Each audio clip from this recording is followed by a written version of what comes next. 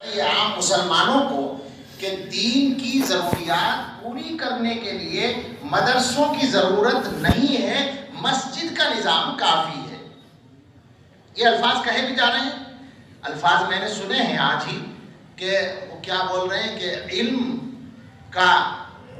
اور ایمان دونوں کی تقسیم کی اصل جگہ مسجد ہے، اور شاید اس طرح کا لفظ بھی بولا ہے کہ دنیا کی ضرورتوں نے علم کو مسجد سے نکال دیا۔ تو اس کا کیا مطلب ہے کہ مدرسے جو بنے وہ دنیا کی ضرورتوں کی وجہ سے بنے۔ اب مشکل یہ ہے کہ کہنے والا ایسے مبہم انداز میں بات کو کہتا ہے کہ عام آدمی کے بلے بھی نہیں پڑتا، لیکن اس کے ذہن تک وہ میسج پہنچ جاتا ہے جو وہ پہنچانا چاہتا ہے۔ جو آدمی صحیح علم نہیں رکھتا وہ کیا سمجھے گا کہ ہاں بات تو صحیح ہے، علم کی جگہ تو اصل مسجد ہی ہے، حضور صلی اللہ علیہ وسلم کے زمانے میں تو بس مسجد ہی میں سب کچھ ہوتا تھا۔ تو ٹھیک ہے، سوال یہ ہے کہ پھر حضور کے زمانے میں تو پارلیمنٹ کی جگہ بھی مسجد ہی تھی، دارالقضاء عدالت بھی مسجد ہی تھی، سب کچھ تو مسجد ہی میں ہوتا تھا، صرف مدرسے ہی بنانا غلط ہو گیا۔ ابھی یہ کہا نہیں گیا ہے لیکن مفہوم تو یہی بن رہا ہے نا۔ ہمارے ماشاءاللہ بڑی تعداد میں علماء گئے ہیں اجتماع میں، میں نہیں کہتا کہ غلط کیا، میں نہیں کہتا، لیکن ایک باریک بات میں کہہ رہا ہوں، جانے کی بنیاد اگر یہ ہے کہ آپ بالکل صحیح سمجھتے ہیں، آپ کی دیانتاً یہ رائے ہے، تب تو ٹھیک ہے، لیکن آپ تو اس لیے گئے ہیں کہ آپ کے محلے کے حاجی صاحب جانا چاہتے ہیں تو ان کے ساتھ جانا آپ کی مجبوری ہے، آپ کی کمیٹی کے محترم صدر صاحب جو ہیں وہ جانا چاہتے ہیں لہذا جانا آپ کی مجبوری ہے۔ ہوا تو نہیں ہوا، کیا ہوا ہے؟ علماء کا یہ مقام نہیں ہے، آپ آزاد ہے رائے قائم کرنے۔ میں یہ بھی نہیں کہتا کہ آپ دارالعلوم دیوبند کی رائے کے ہر حال میں تابع رہیں، آپ اختلاف کر سکتے ہیں اگر آپ کی سمجھ میں نہیں آتی، کریے اختلاف، ٹھیک ہے۔ اگر واقعتاً آپ کو اختلاف ہے دل سے آپ یہ مانتے ہیں کہ دارالعلوم نے جو گرفت کی ہے وہ غلط کی ہے اور وہ جو کہتے ہیں صحیح کہتے ہیں، ہو سکتا ہے آپ کی رائے ہو، اب واقعتاً یہ رائے ہے تو ٹھیک ہے، ایمانداری سے یہ رائے ہے، ایک عالم کی اگر یہی رائے ہے تو ٹھیک ہے، لیکن مجھے تقریباً 100% یقین ہے کہ جانے والوں میں 95% یا اس سے بھی زیادہ، علماء کی بات کر رہا ہوں میں، عام لوگوں کی نہیں، 95% سے زیادہ علماء وہ ہیں جو ذہنی طور پر دارالعلوم کی رائے سے متفق ہیں اور ان کی بات کو غلط سمجھتے ہیں، اگر گئے ہیں یہ غلط بات ہے۔ آپ صحیح جس بات کو سمجھے اس کا ساتھ دیں، جس کو غلط سمجھے اس کا ساتھ بھی دیں کسی مجبوری کے تحت، یہ مجبوری آپ کے آڑے نہیں آنی چاہیے، یہ علماء کا مقام نہیں ہے۔ علماء کو دین کی حفاظت کرنی ہے، ہو سکتا ہے وقتی طور پر کچھ حالات آئیں، مگر ایک بات یاد رکھیں، علماء بھی یاد رکھیں اور جماعت سے وابستہ لوگ بھی یاد رکھیں، بڑی بڑی بھیڑوں سے اور اجتماعات کے مجموع سے نہ گھبرائیں نہ خوش ہوں، دونوں کو کہہ رہا ہوں میں،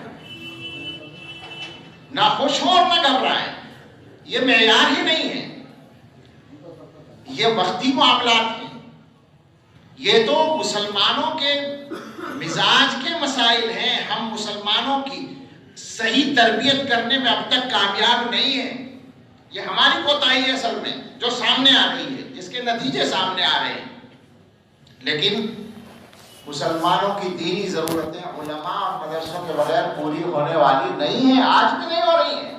بھئی آج بھی وہ گھیر دار کے جو گئے ہیں تو علماء ہی تو گئے ہیں نا، علماء ہی کے ذریعے ہو رہا ہے یہ کام، اس کے بغیر نہیں چل سکتا کام۔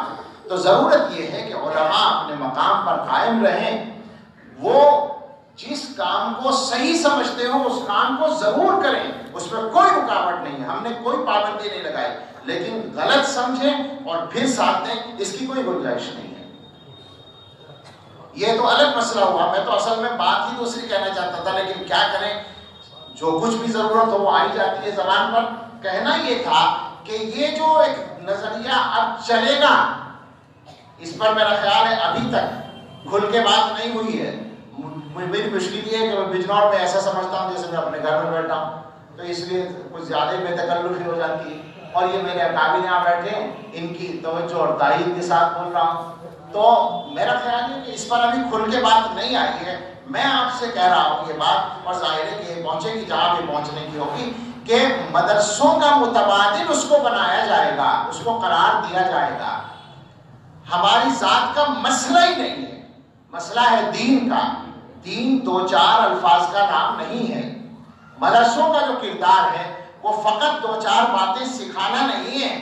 حضرت محمد الرسول اللہ صلی اللہ تعالیٰ علیہ وسلم کی علمی میراث، وہ دنیا کا سب سے بڑا علم ہے جو دین کا علم ہے، جو حضور علیہ السلام نے اپنی میراث کے طور پہ دیا ہے۔ باقاعدہ میراث کا لفظ ہے، العلماء ورثۃ الانبیاء کا لفظ ہے کہ علماء انبیاء کے وارث ہیں۔ کس چیز میں وارث ہیں؟ علم ہی میں تو وارث ہیں۔ حدیث میں صاف کہا گیا وَإِنَّ الْأَنْبِيَاءَ لَمْ يُوَرِثُوا دِينَارًا وَلَا دِرْهَمًا وَإِنَّمَا وَرَثُوا الْعِلْمَ۔ انبیاء کی میراث میں درہم و دینار نہیں ہوتے، درہم و دینار میں تو انبیاء کی میراث جاری ہی نہیں ہوتی۔ انبیاء کا عجیب مقام ہے، ان کے پاس اگر پیسہ ہے بھی تو میراث نہیں چلے گی، وہ اللہ کے راستے میں چلا جائے گا، میراث علم میں چلے گی، علماء اس کے وارث ہیں۔ فَمَنْ أَخَذَهُ أَخَذَ بِحَظٍّ وَافِرٍ، جس نے اس کو لے لیا اس نے ایک بڑا حصہ لے لیا، حظ وافر لے لیا۔ تو حضرت محمد صلی اللہ تعالی علیہ وسلم کی علمی میراث کی حفاظت کرنا اور مسلمانوں کے عقیدے اور عمل کی حفاظت کرنا، یہ مدرسوں کا کام ہے۔ یہ کوئی اور کیسے کر لے گا؟ کیسے ممکن ہے؟ لوگ تو عقیدوں پر بات کرتے ہوئے ڈرتے ہیں، منع کرتے ہیں کہ صاحب اختلافی بات ہو جائے گی۔ عقیدے پر کوئی عالم بات کرے تو لوگ روکتے ہیں کہ اختلافی بات نہ کی جائے۔ ایسے لوگ عقیدوں کی حفاظت کریں گے؟ مسلمان گمراہ ہوتے چلے جائیں گے، فرقے بنتے چلے جائیں گے اور کوئی ان کو پکڑنے والا نہیں ہوگا اگر یہ صورتحال نہیں ہو۔ آج بہت حالات خراب ہیں، انبیاء کے مقام کو گھٹایا جا رہا ہے، صحابہ کے مقام کو گھٹایا جا رہا ہے۔ دشمن پہلے کرتے تھے، آج اپنے کر رہے ہیں۔ پہلے یہ کام دشمن کرتے تھے، آج اپنوں میں ایسے لوگ پیدا ہو گئے جو انبیاء کے مقام پر بات کر رہے ہیں، صحابہ کے مقام پر بات کر رہے ہیں۔ 1400 برس کے اندر اس امت میں جو لوگ پیدا ہوئے ہیں، آج کے لوگ ان کی خاک پا بھی نہیں ہیں، اور ہم یہ بھی کہہ سکتے ہیں کہ جو لوگ یہ غلطیاں کر رہے ہیں وہ آج کے علماء کی خاک پا بھی نہیں ہیں۔ آج بھی ایسے علماء موجود ہیں اس زمین پر کہ ان کے سامنے ان کی کوئی حیثیت نہیں ہے۔ اس کے بعد جسارت کا یہ عالم ہے کہ انبیاء کے مقام پر باتیں ہوتی ہیں، انبیاء کا مقام گھٹانے والی باتیں ہوتی ہیں، صحابہ کا مقام گھٹانے والی بات ہوتی ہے۔ 1400 برس میں یہ دین محفوظ ہی اس لیے رہا کہ انبیاء اور صحابہ کا مقام ایک حصار میں بند کر دیا گیا، اس کو چھیڑنا نہیں ہے، قدم ہی نہیں رکھنا ہے۔ انبیاء علیہ السلام معصوم ہیں، ان کے بارے میں کوئی بات نہیں ہوگی۔ صحابہ معصوم نہیں ہیں مگر محفوظ ہیں، اگر ان سے گناہ ہوئے ہیں، بعض صحابہ سے غلطیاں ہوئی ہیں، وہ سب اللہ نے معاف کر دی ہیں۔ آپ کون ہوتے ہیں اس پر بات کرنے والے؟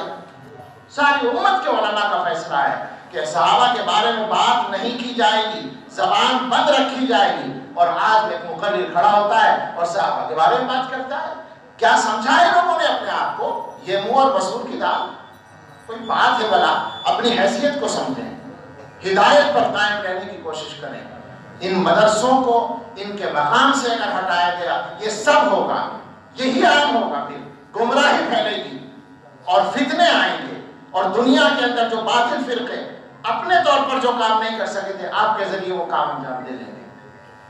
حالات اچھے نہیں ہیں، اللہ سے ڈر کر کام کرنے کی ضرورت ہے۔ ہم کسی گروپ کی حمایت میں بات نہیں کر رہے ہیں، جو غلطی کرے گا وہ اس کا مصداق ہوگا۔ صحیح طریقے پر چلیں، صحیح راستے پر قائم رہیں۔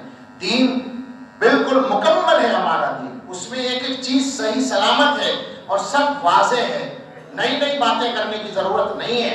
دین میں جو معتبر چیزیں موجود ہیں وہی بہت کچھ ہیں نصیحت کرنے کے لیے اور عبرت حاصل کرنے کے لیے۔ یہ چند باتیں مناسبت سے میری زبان پہ آ گئیں اور ضرورت کے تحت آئی ہیں۔ میرا خیال ہے ایک آدھ بات تو ایسی ہے جو اب تک کھل کر آئی ہی نہیں ہے، اس پر ہمیں بہت زیادہ دھیان دینے کی ضرورت ہے، اور خاص طور سے پھر واپس ہم اپنی بات کی طرف آئیں کہ اصل مسئلہ یہ ہے کہ ہم اپنا کام مضبوط کریں، اور مضبوطی یہ ہے کہ اپنے اللہ کو سامنے رکھ کر کام کریں۔